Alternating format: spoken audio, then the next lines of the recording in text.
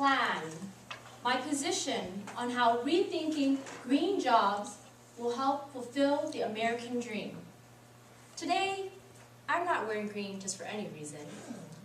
I purposely wore it because today I want you to think about green jobs. There are a couple of things I will do in this speech.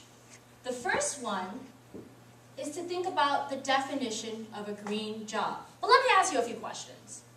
The first question is, how many of you here have ever wanted to look for a job or find a new job to do something that is fulfilling? Raise your hand. Okay. A number of people. How many of you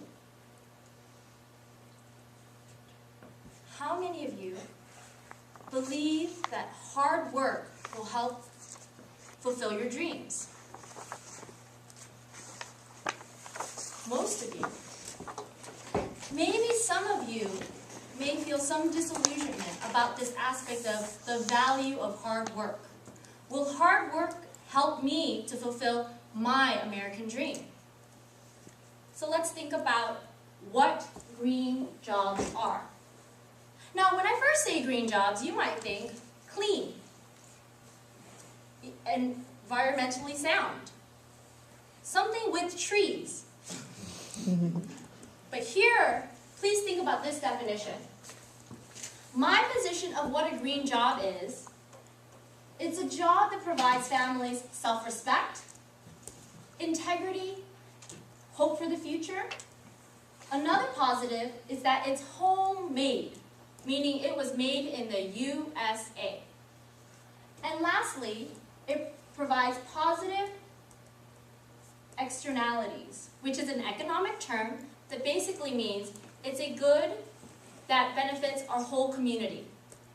So that's the definition. It provides families self-respect, integrity, and hope for the future. It's homemade, and it provides positive externalities. Next part. Let's have a little bit of a background, a little history lesson. Raise your hand if you've heard of the Boston Tea Party. Your history teacher did good. The Boston Tea Party occurred before we were Americans. We were colonists governed under England. But we were upset with those English because they taxed all of our goods, including our tea. But that's why we're coffee drinkers. The Boston Tea Party has something for us to learn. When we make goods, we should be able to have a competitive advantage to selling our own goods versus having to pay a higher price for goods that we produced. The second part in history comes during the Depression. The Depression was a time when we were out of work. Morale was down. We had just gotten out of a war. Infrastructure was a mess. We had some issues. We were taken off of the gold standard. The history coming back to you. The Depression was a sad time. But Franklin Delano Roosevelt, the president at the time, decided to put together the Works Progress Administration. Works for progress, and we're going to get it done. During that time, we built bridges. We built museums, libraries, goods for our community. That was during the Depression. Fast forward to today. Globalization is the buzzword. Globalization. And during this time, we have an issue of triangular trade. Resources are in one place, the raw materials. Manufacturing is happening in another place. And where these resources are bought and sold is happening somewhere else. In the United States, if you were to check your tag right now, this is probably made in China. Or, when was this made? This was made, also in China. Most things are made outside of the US. But what I want you to think about for green jobs is that we need to think about, as business owners and also consumers,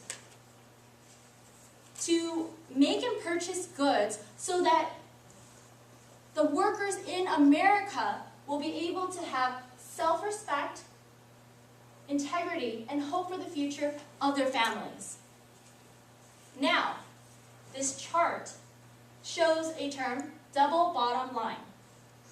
Raise your hand if you've had Ben & Jerry's ice cream. It is good stuff. But their business model is even better because they think about the double bottom line. Here's a chart. Profits at the bottom, labor on the other side. Here is the social benefits. Here is the money that we make. Now, for a company to be a company that creates green jobs, they need to be able to think of both things. Both the social goods and the monetary goods, the profits. A green job to me is a job that provides people integrity in the work that they do, but also it makes sure that the companies that are being regulated think ethically about the workers in America. We want to make sure that companies think about it when they choose how they decide to manufacture. Or also, as consumers, think about what we buy. A green job will do all of these things. It will provide families the hope. It will be homemade, and it'll have positive externalities. An example, quickly, is the high-speed rail. Imagine this green job would help everybody move more quickly, spend more time with their families, and actually do things that they want to do, and not be stuck on the 605, or the 10, or the 60, or the 57, whatever freeway you're on. So really reconsider what a green job is, and I hope that you think of this green job next time. Madam Toastmaster.